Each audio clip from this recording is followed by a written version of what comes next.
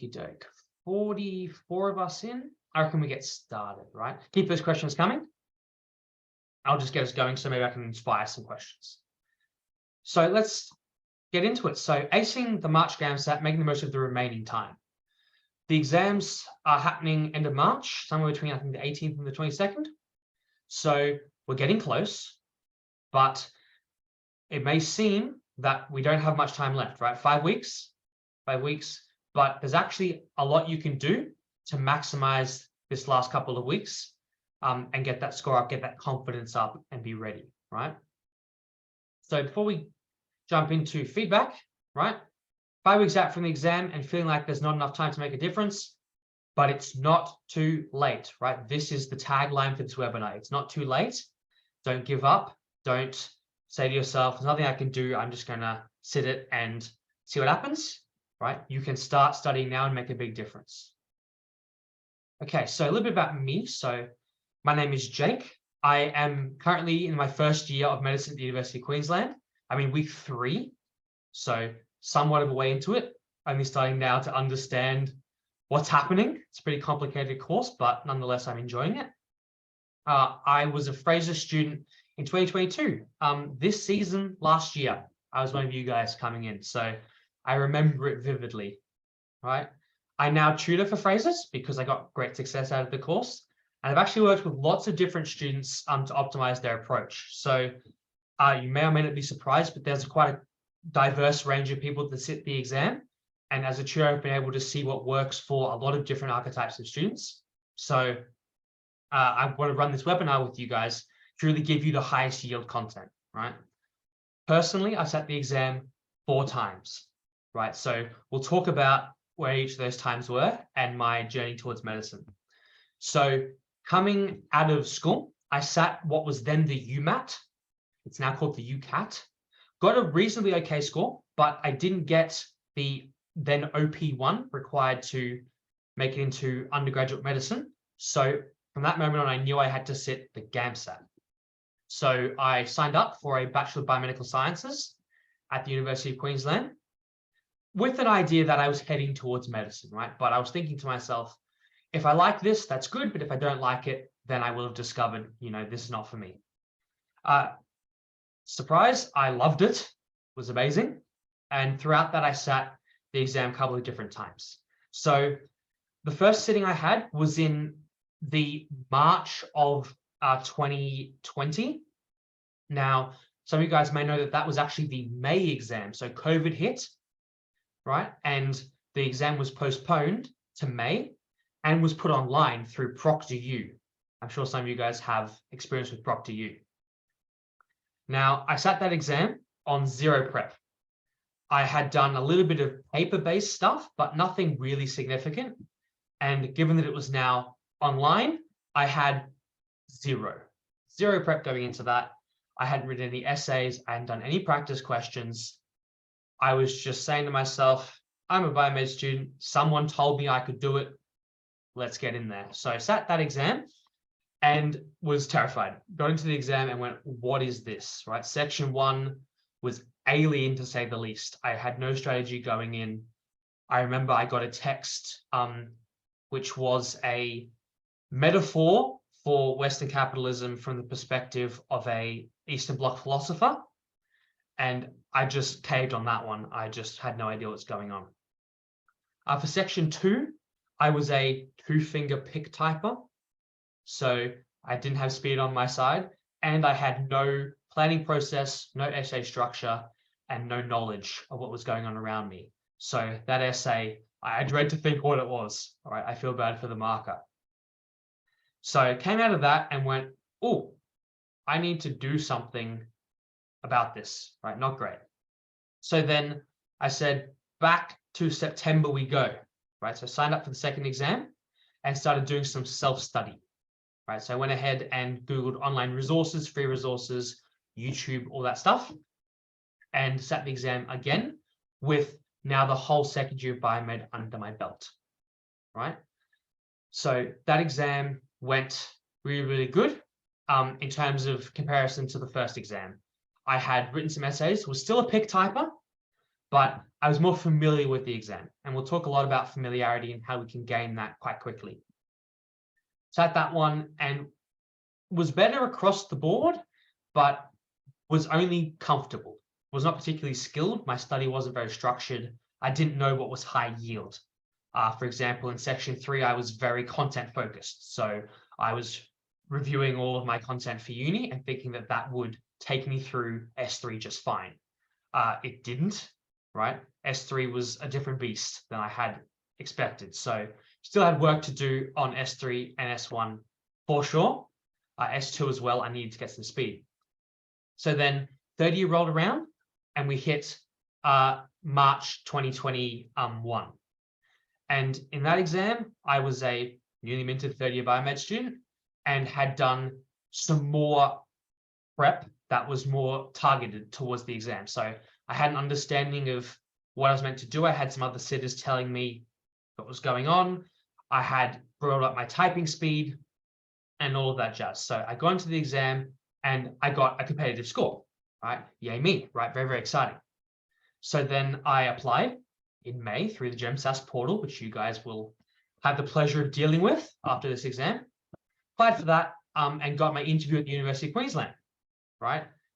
Went into that unprepared because someone told me that when they meet you, they'll love you, right? You'll hear that quite a bit. People are very nice to you, but just because they like you doesn't mean that you're ready for interviews, right? That's a different story. But went into that, sat the interview, and unfortunately wasn't offered a place. So at that point, I went, okay, I need to get into high gear. So along came phrases, right? Phrases came along. I signed up for the course and said, I need to get my GAMSAT even higher. I need to do interview prep. I need to be ready this time. So I guess across my journey, what I learned from my 4 sittings was a lot about how the exam runs, but also how important prep and targeted and tailored prep is, right? So from that came this webinar, right? We're going to talk about what I've learned in 4 sittings and what is now 3 years of working in and around the GAMSAT exam so that you guys don't have to spend all your time trying to get this information and start struggling along. Right, so that's kind of the point of this webinar. Having sat that 4th exam, my score went up. I applied again, prepped for my interview, and got my place in November last year. Started late January this year, and I'm loving it. So you guys can definitely do it. You're definitely in the right place. And we'll talk about some of the wisdom I've gained along the way. Let's have a look at the chat and Q&A. If you obtained a score during the September sitting, does that remain valid for 2024 applications? Great question. I know that now the exam is valid for 4 years. What you need to do is you need to go onto the GAMSAT website and have a look at the little table they have that tells you which years each sitting is valid for. I will leave that question there and I'll come back at the end if you haven't found it, and I will tell you what that is. What deems a competitive score? Yes, so I dropped the word competitive. We say 70, right? We say 70. The issue with deciding what is competitive exactly for each applicant is that you're all so different and diverse, and year on year, the application requirements change a little bit. So when I say competitive, I don't mean that less than 70 is a lost cause. What I mean is that we are happy to say that 70, there's a good chance you get an interview. That's generally the way we think about it. What course did I sign up for? I was a comprehensive student. So coming into March last year, I started in December and went through the whole course until March. I'll just check the chat. What do you recommend? What do you recommend on what to do when you get a question you really don't know the answer to or can't understand it? So that's a pretty complex problem, but generally speaking, if you have a text that's very hard to comprehend and one that is very difficult for you to get at and get inside of, that usually indicates that we want to see your ability to map. We want to see your ability to understand despite not knowing every word. This skill is really, really important in medicine because what you're going to get is a combination of obscure and long patient histories, as well as incomplete and sometimes complex previous medical histories. So stems like that are sometimes designed that way to see if you can still get important meaning despite lacking complete understanding. We provide paper, and if so, how many? You get 2 sheets of paper, one for S1 and one for S2, because they run concurrently. And then you get a fresh set of 2 for S3. If you get less than 70, less than 65, do you still have a chance if you have a high GPA? Apply, absolutely apply, right? So we will never tell you you have no chance. We can't predict that.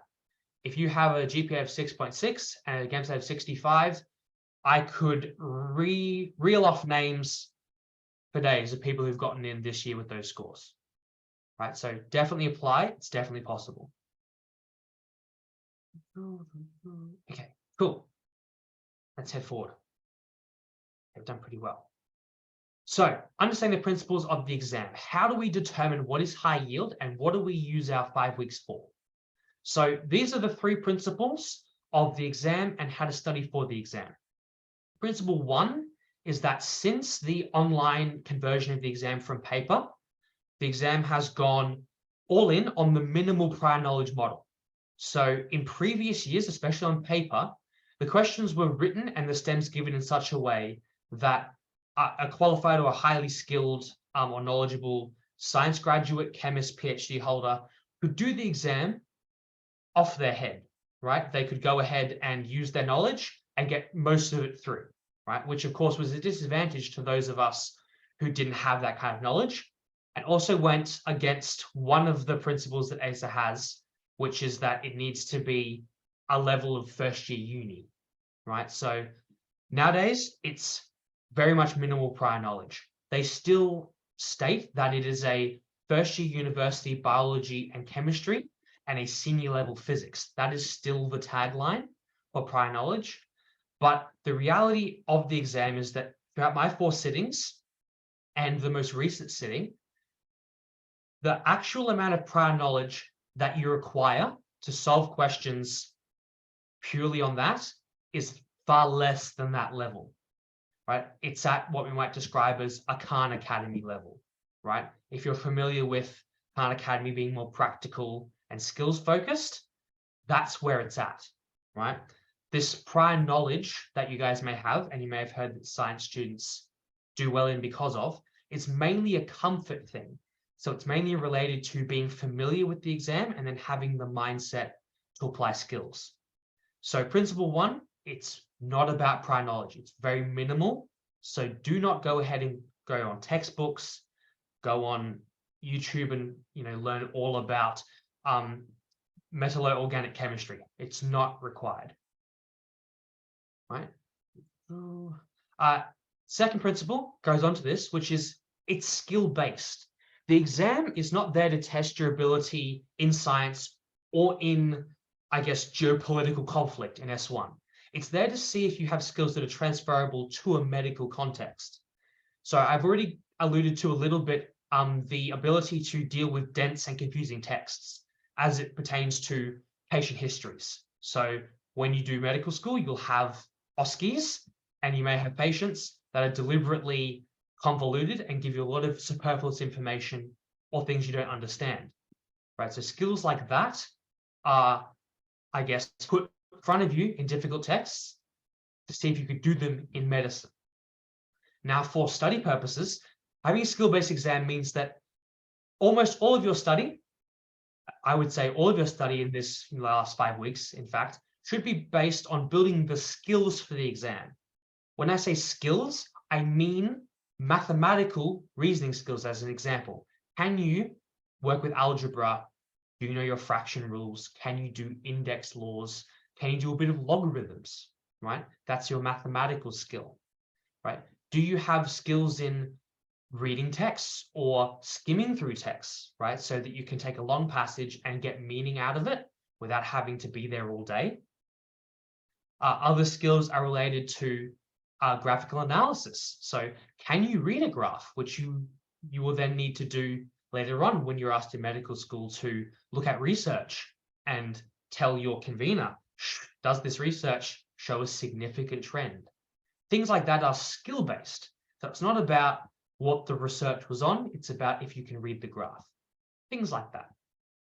And then finally, the importance of being comfortable in the exam cannot be overstated, right? And I'd like to add on top of this that part of being comfortable in the exam is going ahead and simulating it, getting comfortable in the environment, writing essays, doing questions to time, right? So this is part of a more broad practice and reflection cycle, which we'll talk about a little bit more, right? I see a question in the chat. Do we need to know calculus? If so, is a lot. So if by calculus you mean like derivatives and integration, you do not need that, right? As a rule. The only time I have seen derivations or integration is conceptually. So for example, do you understand what the gradient of a graph means, right? You don't have to calculate the derivative to get that gradient, but if the gradient is increasing, do you know what that means? Another example, do you know how to get a acceleration graph and make statements about velocity, right? Because displacement, velocity, and acceleration are linked by calculus, derivatives, and integrations.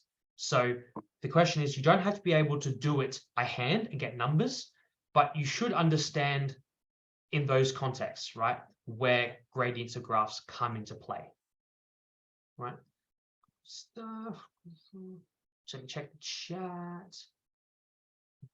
Knowing log and exponentials can be helpful. Yes, logs and exponentials, two sides of the same coin. Very, very useful to get into. And also a lot of great resources online. So if you guys get your log rules, get your exponential rules, and just have them next to you with some practice questions, you'll pick it right back up. Right? Really, really useful stuff. Okay, so let's talk about what successful students do in terms of getting these principles to play out for them. So the first thing students are going to do, successful students, is we're going to understand the role that resources play and the weightage in your study plan. So what are we going to do according to the principles, and then how are we going to do it in terms of timing and in terms of how we're going to implement it. So as part of Fraser's course and study in general, things that you might be interested in using for your study are things like mock exams. Number one at this point is simulating the exam, right? Because that hits both, well, hits all of the comfort, the skills, and using minimal prior knowledge. They are the highest yield thing for you guys to take at the moment. The second thing is a problem-based learning format of study. So what that entails is going ahead and doing problems, doing practice questions, but going ahead and making sure you learn from them. So reflecting on what the question asked you, what did you need to know to get it right? Were there biases? How did you interpret the question? Did you eliminate the answer options? Those kind of reflections are really important, and they are the strength of the PBL format. The question bank assists both the mock exam and the PBL format. So question banks give you the opportunity to take questions for as long as you want and as many as you want, and really supplement your reflection and you're becoming comfortable with the exam. There are also various atlases of the exam relating to either exam skills or some of the basic background knowledge you need. So one of the things that successful students do is they use efficient resources. And I can say from experience that before I came to Fraser's, when I was trying to study the minimal background content, I had to go ahead and go across the whole internet, it felt like, to get all the different skills and all the little bits of knowledge in one place. What an atlas will let you do is have it at your fingertips, right? It will stop you from spending an hour going over a skill way too far in depth, but it will also stop you from missing skills that maybe you hadn't considered. So a massive time-saving tool 5 weeks out from the exam. Really highly recommend finding a consolidated course. We also have tutors, right? So tutors at Fraser's, but also you can tutor each other, right? Having feedback from people, and especially people who know the exam, is really, really helpful. So you guys can do quite a lot related to content and skills, but one of the things that tutors are really good at is talking about exam strategy and what's the game plan on the day, right? So finding people who've sat the exam and who can give you information like that to make you more comfortable, that's a really useful skill. And finally, for S2 in particular, we should definitely be writing essays as part of becoming comfortable, that third principle. And we should be finding ways that we can do that systematically, right? Related to the skills-based approach of the second principle. So doing that is really great. Writing essays, writing introductions, and getting your writing up to speed, amazing. But one of the things that a lot of students miss is getting it read by someone else. Anyone who's had to try and moderate and mark their own drafts will be able to tell you that once you've read it a couple of times, you see nothing anymore, right? Your vision is fixed and set. So having someone who can mark your essays from a different perspective, and ideally from a experienced perspective, is that last, I guess, component of S2 practice, and something that's really, really useful to expedite your improvement, right? So we have the ability to get feedback and then improve much faster. Really important stuff. Let me just address the chat before I move into some more complicated stuff. What is an atlas? So an atlas in this case is kind of like an encyclopedia, if you like, some sort of resource online or printed out that contains the consolidated or collated knowledge you need. So for example, you could have a content atlas, which would give you that minimum background knowledge without you having to look around the internet, Khan Academy, look on, for worksheets, God forbid, read textbooks, things like that. An atlas is going to consolidate those together. A skills atlas is another type of atlas which will consolidate things like your log laws, your index laws, your rearrangement, your graph theory into one place. So with 5 weeks out from the exam, one of our biggest goals is to be efficient and have complete resources. So finding an atlas is really, really useful for you to stop that searching. Where can we find an atlas? So Fraser's has a full atlas, right, in its full completion. We have both a skills and a knowledge atlas, which I would highly recommend. But you can also get some summary sheets or kind of mini atlases on the web. So if you go have a Google around, you can find an atlas on the organic chemistry skills you need. You can find an atlas on the math skills you need. They won't be all in one place, and you might have to search around. But once you do get a hold of them, they're really useful. So getting hold of a free or a company-provided atlas is a really good idea for you to have. So pretty much is an atlas a summarization of all the important content we use for S3. It's not just S3. We do S2 and S1 atlases. So as a whole, the atlas is meant to be your one-stop shop to get you started. All the tips, all the tricks, skills for S2, some essay structures, things like that. And then on top of the atlas, you add the question-based study techniques, mock exams, and PBLs on top of that. And then you get tutors for strategy and S2 for getting your essays marked. Right, so the atlas kind of forms the center. Is it just a sheet of paper in a PDF? They're not usually one sheet. They're usually longer than that. So the atlas we have has got lots of different sections in it. But what it does is it turns what is hundreds of pages on the web or in textbooks into a few pages per topic. Right, so they're not just a single page. Although in saying that, you can find some one-page summaries of things like log and index laws, right? Things like that. So I suppose the point I want to get across is try and find things that are GAMSAT specific and things that are compiled together, right? We want those to be our atlases. Okay, let's have a look. So let's talk more about scores. When you say 70 is a competitive score, does that mean an average 70% raw? It does not. So when you sit the exam, you're going to get an email back from ACER with the score sheet, and you're going to get a box that says overall score. That number is the one we're talking about, and it refers to a scaled score. So I won't go into depth of how you turn your raw score into a scaled score, but suffice it to say, we measure and we apply with your overall score. The raw score is never shown, right? So we can only, I guess, hypothesize as to what that might be. It's definitely not 70% for a 70, right? I can tell you that. What skills are needed for physical chemistry? Okay, so that's a longer question than we have time to get into, but for things like physical chemistry, we're looking for, I suppose, simplifying and completing, reaction mechanisms. So I should say like reaction equations, so stoichiometry, right? In terms of physical chemistry, it would be nice to understand some of your states of matter. There's temperature involved in that. There are a lot of things. If you just go online to our atlas or to a free atlas you can find, we have a physical chemistry section which will go through that kind of thing. But they are basic stuff, more skills based. So temperature, calculating temperature, going through reaction equations for stoichiometry, moles, things like that. Right? Good stuff. Okay.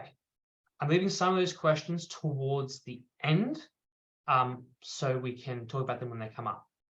Okay. So let's talk more about now what we do in the exam, right? So we've done our practice like this. What does that translate to as a sitter? So when you're sitting in the exam, what is it that we do as successful students?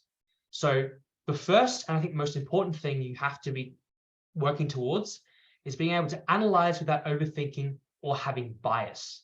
This is especially important for S1, right? S1 is in some ways designed to see how you approach the feelings and texts of others. Are you going to be biased? Are you going to put your own feelings onto someone else? Or are you going to be a very skilled empath and you're going to be able to interpret what is said without putting your own feelings on top? Right? That also occurs for S3. If you have prior knowledge, bias is one of your biggest enemies.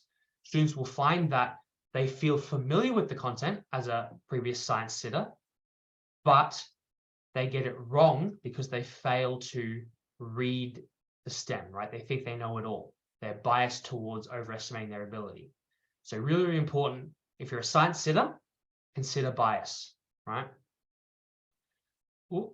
The second thing that we're going to do as a sitter is we've learned to identify important information and quote unquote map stems effectively. So we've talked about this quite a lot already, but it's this idea that Acing is going to give you, especially now, very long and sometimes obtuse and dense texts with the goal to see how you handle them. And what they're actually looking to see you do is identify what's important in kind of a sea of text and to map where that information is and how arguments or ideas are extended, to then ask you, what was the overall message of this passage? Things like that, testing your ability to get the main point out of a big text dump. Really, really important. Also important in our answer options. One of the things that a lot of students hate is when they get a question wrong because they missed which of these is not, right? Not an answer. Which of these could occur versus will occur. So being very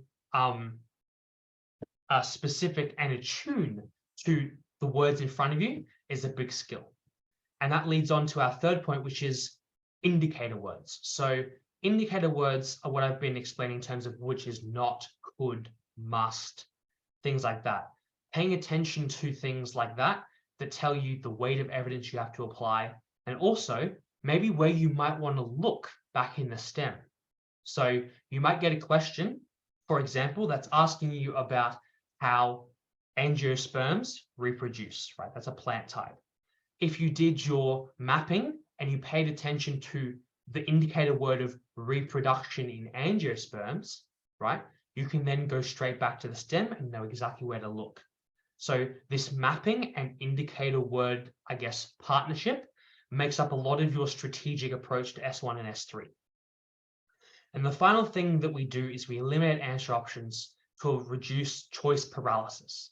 Really, really important, right? So we have 4 answer options, and if we leave all 4 there, we're going to be like, which one do I choose? They all look kind of good. So we want to remove that temptation by eliminating down the chain, right? Those are the 4 big skills of successful students, right, that we're looking to get to. Let me check out the chat.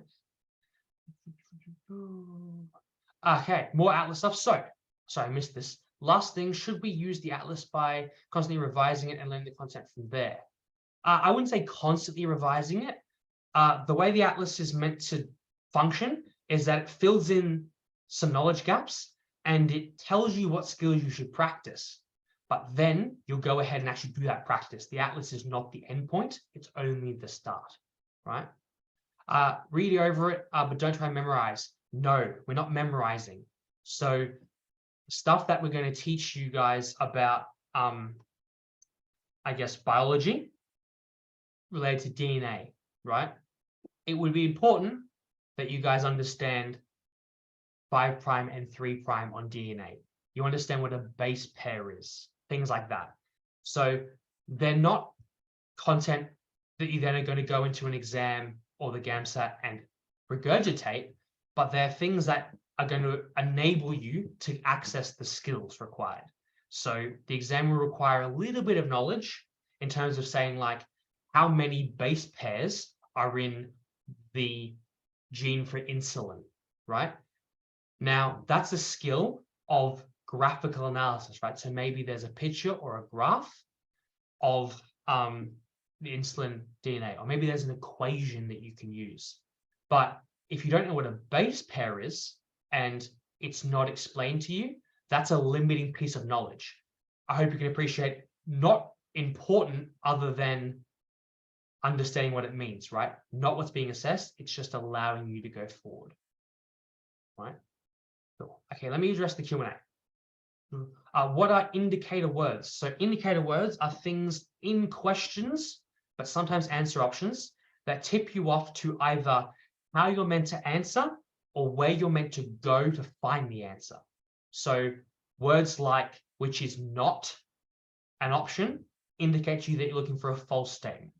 Words like which of these could be the case indicate to you that you're allowed to make some, you're allowed to have some wiggle room in what might be possible, as opposed to which of these will happen, in which you have to have direct evidence if it will happen or not. In answer options are things like higher or lower, right? Indicate a relationship. Things that are, capitalized can be things that, are proper nouns that indicate that it refers to a particular person or thing in the text. Things like that. So they are words that give meaning to your strategy, right? If I had to describe them. Can we highlight indicator words on the exam? I would just be doing it on paper, but unsure how to do it on a computer. So you are unable to highlight in like yellow or in a color on the exam. They will highlight things like referring to line 15. They will highlight line 15 for you. So things like that will be highlighted, but all other indicator words will not. So you'll have to find a strategy, whether that's paper or whether that is, in your mind being systematic, to keep a hold of those, right? Do I recommend reading the S1 text word for word or skimming over it, then going to questions? That's somewhat personal. Reading word for word can be good for understanding, and it can ensure that you get everything out of the text. But it can also be a waste of time if skimming and looking for important information would have been enough. So in my experience, and when I tell my students, the best way I've seen it done is when we do a bit of a skim. Right? We don't actually get into the weeds of the text. We keep somewhat detached so that we are still finding important information and not getting lost in specifics. Really, really useful for things like philosophy. So I've studied a little bit of philosophy in biomed, but I certainly can't, break down theory of consciousness if it was given to me. So if I was to read that word for word, I would be enticed to get lost in that rabbit hole. So I would keep myself more skimming, right? It's not a skim in terms of, I guess, not reading and missing things, but it's a skim in the sense of glossing over words you don't understand and just aiming for meaning. Right. Good stuff. Will a recording of this be available to you? Great question. Let me see if I have a response from the team. Nothing as yet. I will find out before we get to that. What are your thoughts on skipping questions that are hard? Is there something that tells you it's time to move on from a question? Great thing to talk about. So just because something looks hard doesn't mean it is. So part of your strategy in these last 5 weeks will be to start figuring out when a question is just scary and when it's actually cognitively demanding. I would say as a rule, scary looking stems are done that way to see if you will shy away from complexity, right? The exam and the examiners would like to see that you'll dive in and then realize, oh, actually, this isn't too bad. So when it comes to skipping questions because they're hard, make sure you're skipping because you have another question in mind or because you've spent too long, things like that. So not just because it's hard. Okay, I have heard teachers say a lot to cross off multiple choice questions that are wrong, but we can't do this in the exam, can we? You can't do it on the screen, but on my piece of paper, I do a grid where I have A, B, C, and D down the, so my paper is landscape. I have A, B, C, and D on the side. And then when I do elimination, I write, ticks and crosses down that page. And that's how I do my elimination on my paper. Okay. Let me start from the top. How do you approach your study for section 1? Very interesting to think about, because section 1 is not something that you can get content for as per se, right? It's an exam that looks especially at bias and soft skills, right? So in terms of studying for it, it's the same as S3. It's mock exams, it's questions, it's feedback from yourself and reflection, as well as from other sitters and tutors. And it's just continuing that to find strategies and to identify weaknesses. So personally, the best thing for me in S1 was to change my thought process from this is a humanities section and I'm not a humanities student to this is a skill section in soft skills and I have those, right? Or I can develop those, right? So mechanistically, it's no different to S3. But in terms of mindset, as a science student myself, that's the biggest hurdle. If you are a humanities student, you may feel that over S3, and I extend that advice to you as well. Do you have any strategies for double negatives? I usually turn them into, I guess, a positive on my page. So I have some, I guess, scribbles or shorthands that go on my page that let me know that that's what's happening. So if I'm answering a question, I will write down, sometimes it's the whole question, depending on how short it is, reworded so that the double negative is gone, right? Something that you can have a look at doing and see if it's worth the time. For me, when the question is short, I found it does get me a couple extra marks, which can be important. Any advice for section 2? Please write essays, and and get them read. Get someone to read your essays, and please write them. Not writing essays and thinking I did it in school or I did it in uni is false, right? In school and in uni, you guys will have been used to, I would imagine, 2-week, 3-week deadline essays, which is not what the exam is about, right? It's really not. You need to be writing in the 30-minute time frame. You need to be getting a structure. So do the same thing every time.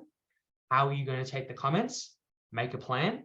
And how are you going to take the plan and make a structured essay? So my number 1 tip, please write essays and please make a strategy and get them read. Good stuff. Are pens provided? They might be, but please don't rely on that. Bring your own. You're asked to bring particular pieces of stationery. Please don't forget. Can you flick forward and back between pages? You can flick back and forward. So you get on the top a little drag down. You drag that down and you have all the questions lined up in a row, and you can just go back between questions as you like. That's perfectly fair. And I definitely do that. So I go through every question and find the ones I like, and then I go back and do them in whatever order I decide. Is there reading time? There is reading time for... No, there is not. It's integrated reading time. So what I mean by that is that it's not like a uni exam where they will tell you read and write nothing, right? What they do is that, for example, in your S2, you'll have 65 minutes to write 2 essays. That 5 minutes is reading time, but it's just lumped in with working time. So that's up to you whether you wish to make it just reading or whether you want to start right away. I would recommend that you don't start writing your essay right away. Have a plan, but you can start writing on paper and in your text box as soon as you like. What is a good score, percentage or study score-wise for section 1? 70. That's all I can say to you. It's really difficult to say exactly. Some people get mid-60s, 70s, some people get 80s, right? Crazy. So we're looking to do the best we can, aiming for 70. That's what I'm going to say every time. Is it possible to make notes on the screen? No, it is not. It's all on your paper in front of you or your whiteboard. For S2, should we get keywords from each quote, then get a general theme? That's a great way to start, right? We call that thematic engagement or finding the theme. Great way to start, right? But there are others. So I recommend talking to each other, looking on the internet, and trying a couple of different strategies to turn the quotes into a plan. Here's an important question. Can you go back and forth through S1, S2, and S3? No. So you will walk into the exam and you will do S1. You'll then be logged out and locked out of S1 before starting S2 immediately after. You will then finish, get logged out and locked out of S2, lunch, back inside, S3, finish, logged out, locked out. So you cannot go between sections. For each question, should we rush and just do it as soon as you can? How can you plan your time? Do not rush. So you get an average of 2 minutes a question, but in reality, that turns into a minute for a question you're good at, and then 3 minutes for a question that's more difficult.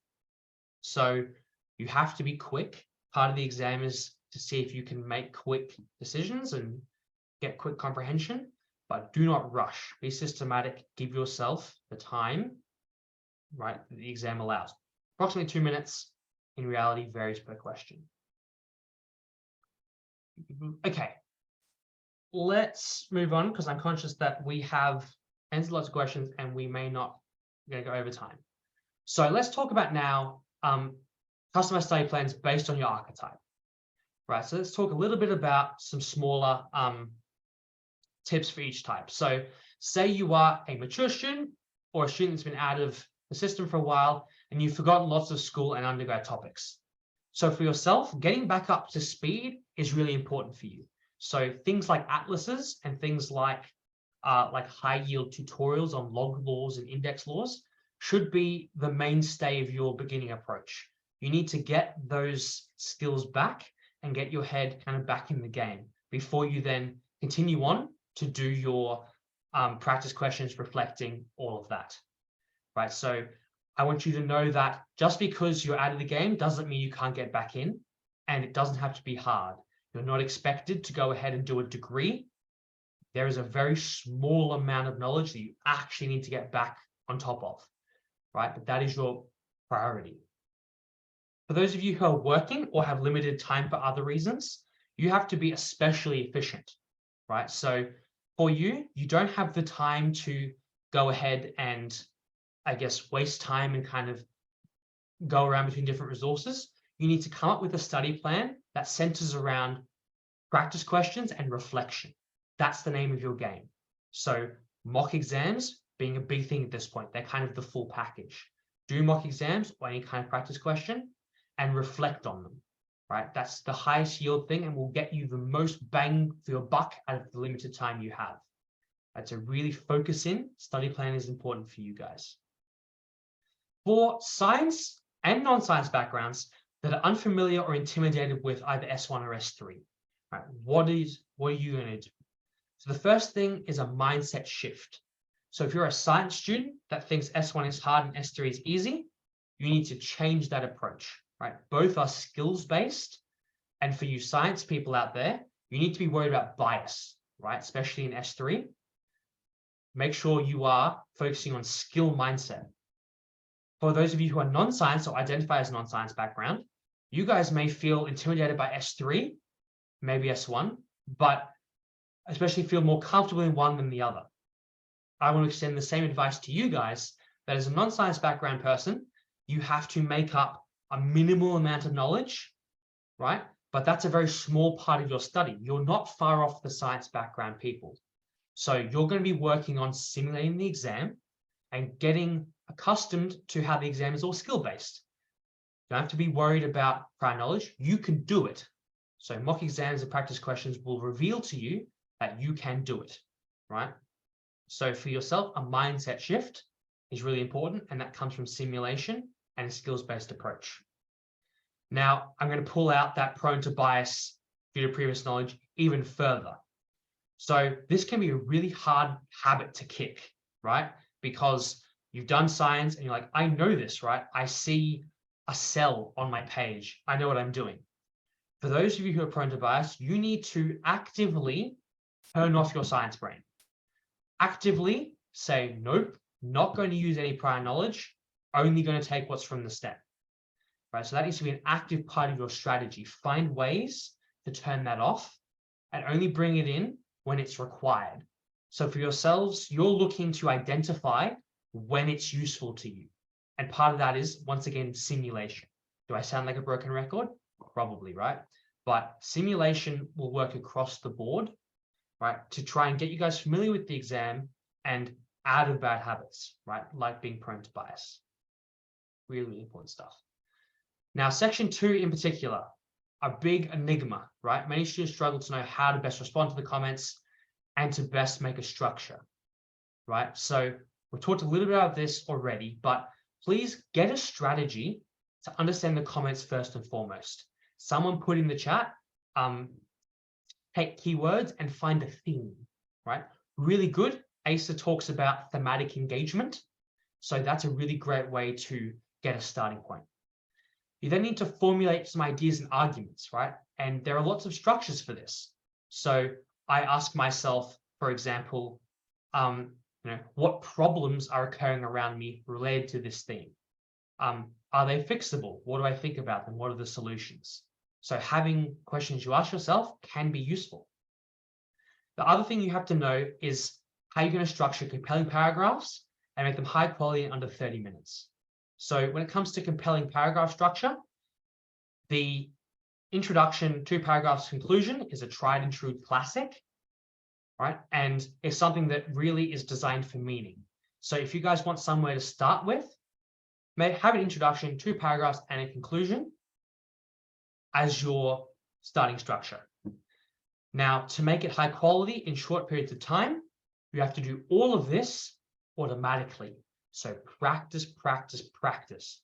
As I said, please write essays, please reflect, and please get others to read them. Really, really important.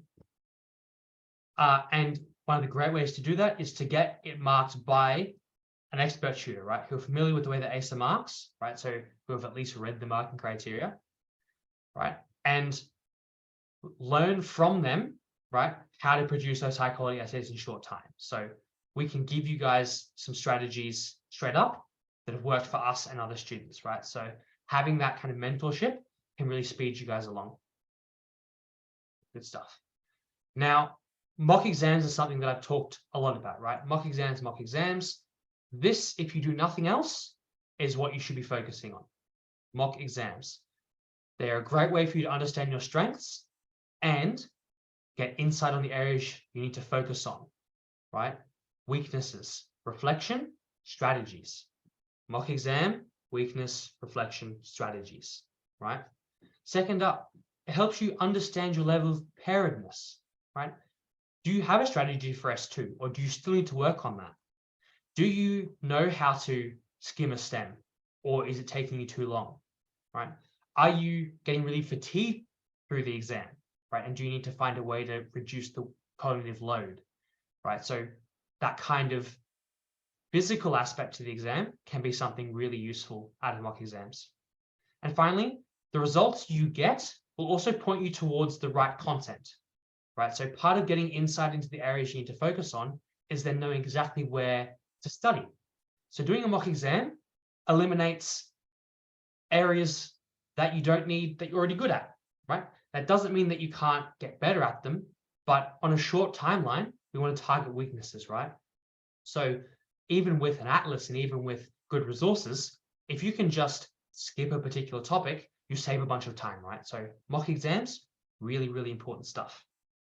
Okay. And I think I've just plugged that. Cool. So I've got through that. Let's do a rapid fire question session. How many mock exams a week? With phrases, we do one, right? Now, you may think one, that's super short. It's really not. One mock exam, it's a whole day, right? Plus reflecting on it, plus getting your S2 essay marked, plus going and studying for the next exam. That is a good week's work, especially if you are short on time. I would say maximum 2 mocks if you do it by yourselves. You don't want to be burning out, and especially you don't want to miss out on all the juicy resources, right, that you can get from a mock. So each time you do one, really bring it out for all its content. What areas do you recommend reflecting on mocks? So first one is, how did it go? Were you stressed? Were you feeling confident? Did you have more time? Right, so did you finish early and therefore could afford to spend more time per question? Or were you rushed and maybe you need to look at saving time? So that's the first thing. Second of all, was there a particular section that was really bad for you, right? So was S1 really different to S3, which is an interesting point because they're both skill-based, right? Very similar, actually, cousins, if you like. Is there one or the other? Focus on that. Is there a skill that you're bad at? So did you get all the logarithm questions wrong? Things like that. So my advice to you would be get everything you can out of it. Find out what it says about you, and then turn that into actionable plans, right? So go study logs, right? Go skim texts, right? Practice doing questions to different timing, all that kind of stuff. Where can you find mock exams to complete? Are there any free resources? I am not aware of free mock exams in full length and in full quality, what I would call full quality, but ACER gives some exams for you to sit that have some questions on it from the website. And of course, we run mock exams as well. So you can also, if you don't have a structured mock exam just given to you, you can get a bunch of practice questions and simulate it yourself, right? I know a lot of people who've done that. Get a bunch of practice questions and hold yourself to the right timing, right? Really good stuff. Okay, let me hit the Q&A. I'm sorry to everyone who's been posting there. Okay, how do you manage your time for GAMSAT study with uni working kids? It's really hard. I'm not gonna gloss over that. It's a difficult thing for you to do. I think the most important thing for me is consistency. So I work with a lot of healthcare professionals, parents, people who are changing careers. And they often say to me, I don't have the time to study hours in a row like my peers. And I say to them, that doesn't matter, right? It's about consistent effort. I would rather that you did 30 minutes every day than you did 3 hours 1 day a week or 2 days a week, because that 3-hour session is really tiring. There's a lot of burnout. They often don't get used very effectively. So 30 minutes every day, an hour every day, wherever you can, really important. Also, what you do in that time needs to be efficient, right? So for you, it's simulation, practice questions, reflection, repeat, right? That's all you have to do at this point in time. Any advice for S1 for someone with science background / degree? Number one, it's not magic. It's not dark magic, right? It's definitely doable. I can say from experience that I got into S1 as a biomed student and went, this is not me. I can't do this. This is for the humanity grads. It's really not, right? The skills in there, like analyzing information, making conclusions, finding arguments. These are all things we do in a science and academic context, all of us, right? So my advice for S1 is to treat it like a skills-based exam. Apply all the knowledge you've learned from science to a new context, right? That would be my advice for a science background degree person.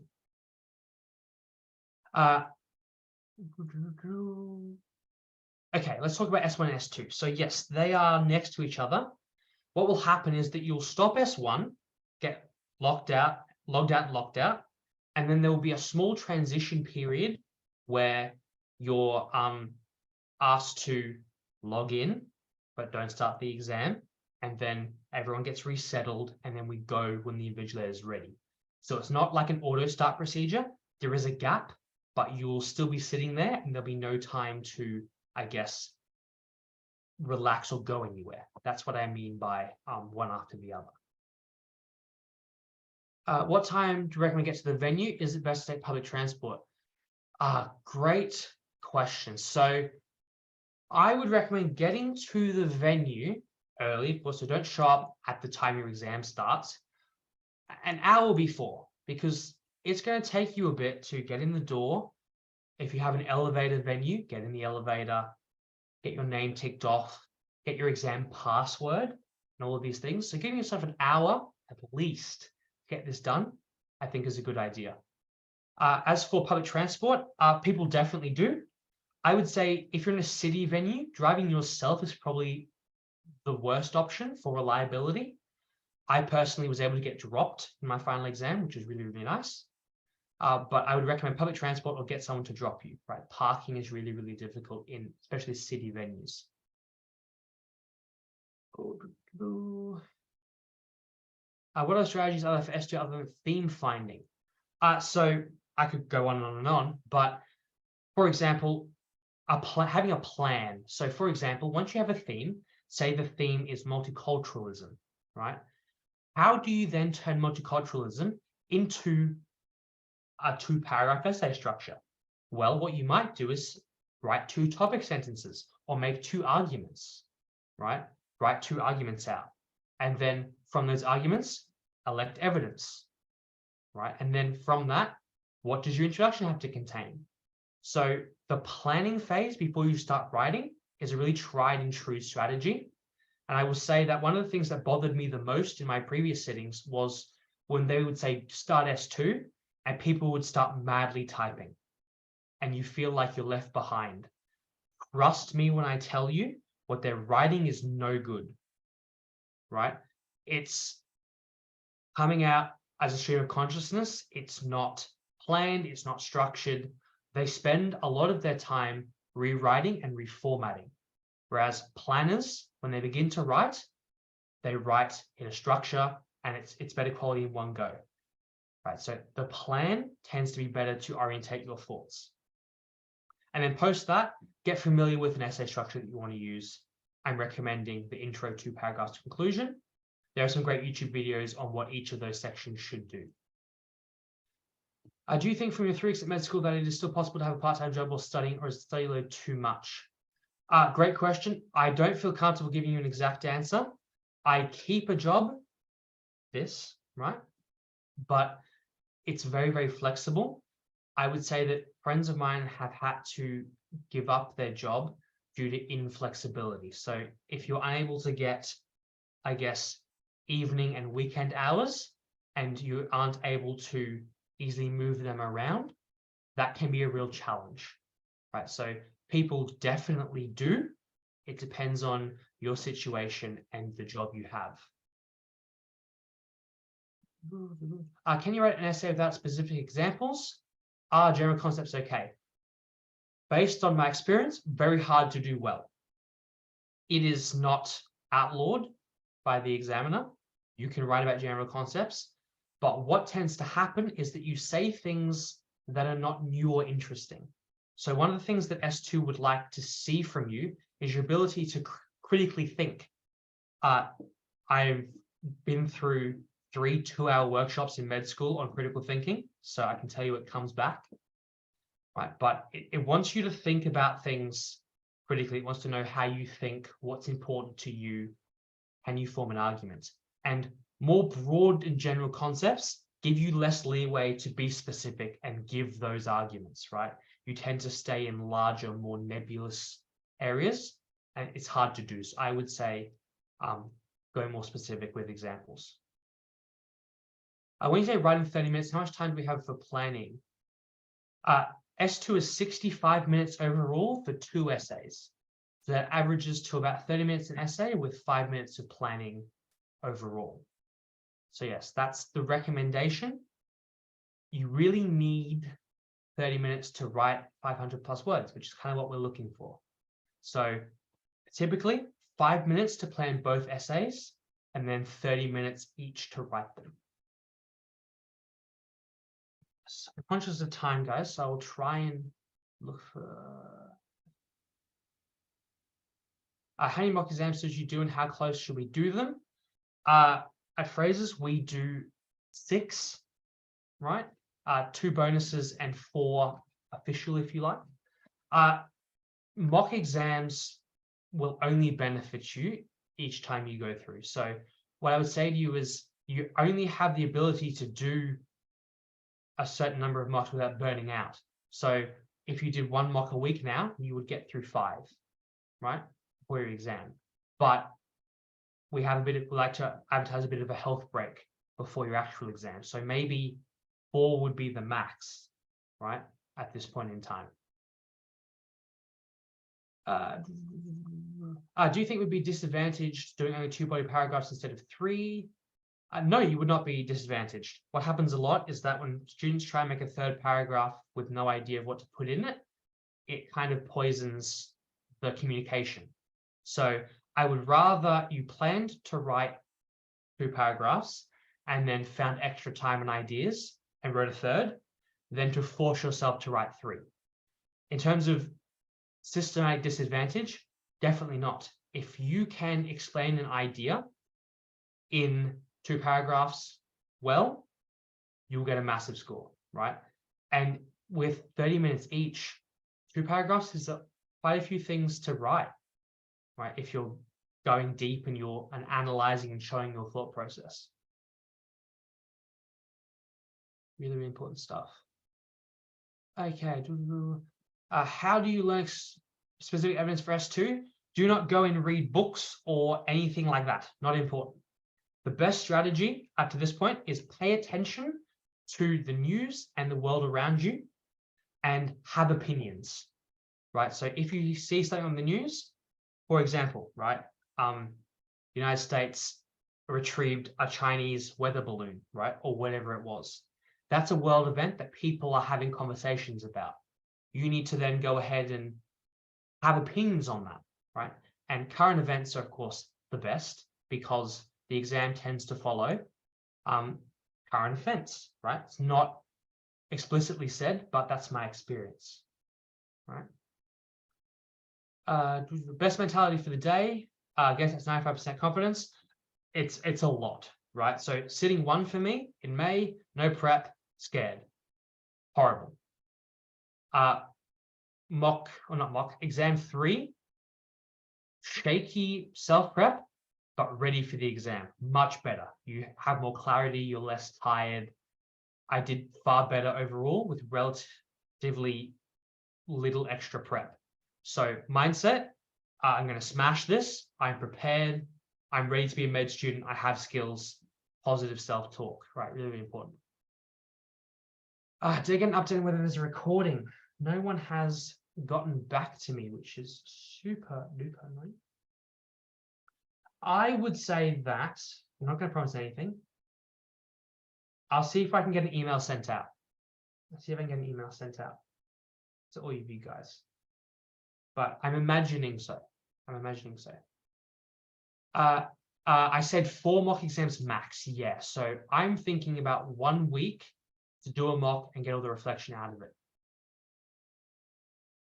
Good stuff. Okay, so that's the chat. A couple more questions. I realize that I'm 15 minutes over for you guys if you have to leave. I'm sorry, I keep going. Okay, do you recommend planning both essays first before writing or playing one of them? And okay, interesting. So plan, write, or plan, write. It is it is strategic. I plan both and then write both. Yes, that's what I do. But I know that some people and students I've had say that if they plan one essay and then write it, it stays fresh in their brain. Whereas where they do a double plan, they forget the first essay, right? That comes down to how you feel and also how autonomous your plan is, right? Does your plan actually give you everything you need to forget it and then re-pick it up? Or do you need, that recency? So play with it, try it out. What do you recommend eating and drinking before S1 and during lunch? Personally, if I have a big lunch, I want to have a nap in S3. But if I have a big breakfast, I feel good for S1. So I have a lot of food prior to the exam, and then I have a little bit at lunch. Once again, something to try to see what works for you. I attribute my tiredness with a big lunch to a food coma. Okay, now, with the little bit of time we have left, let me go onto the Acing GAMSAT website and find out about currency of results. You guys. If you have no questions, feel free to leave. I'm just going to answer this one for anyone who is interested. So, we said September 2021. Do I have a exam from that time?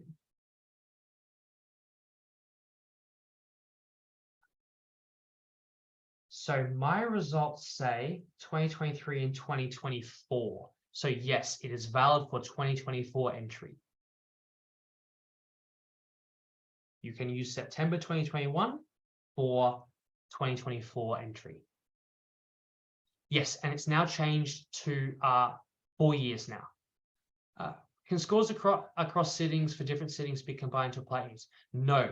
So every exam must be done as a self-contained unit because they are very rigorously scrutinized and built so that they are equal across all of the different exams. So that may make it sound like you should be able to mix them, but the whole exam must come as a package. So you can't mix and match. But in saying that, you don't have to have your most recent sitting submitted. So if, for example, you have multiple sittings, you can choose your best as long as it's valid. Rightio. For those who are still here, thank you for sticking back. Sorry, I went a little bit over. All right, stuff. Thanks so much for the great advice. More than welcome. So that's it from me. I think I've answered everything in the chat. Please yell at me if I haven't. But I hope this was good. Apologies for going over time, but I tried to focus on all of your questions, which I hope was good. Amazing. Okay. Have a good night, guys. And good luck for your exam.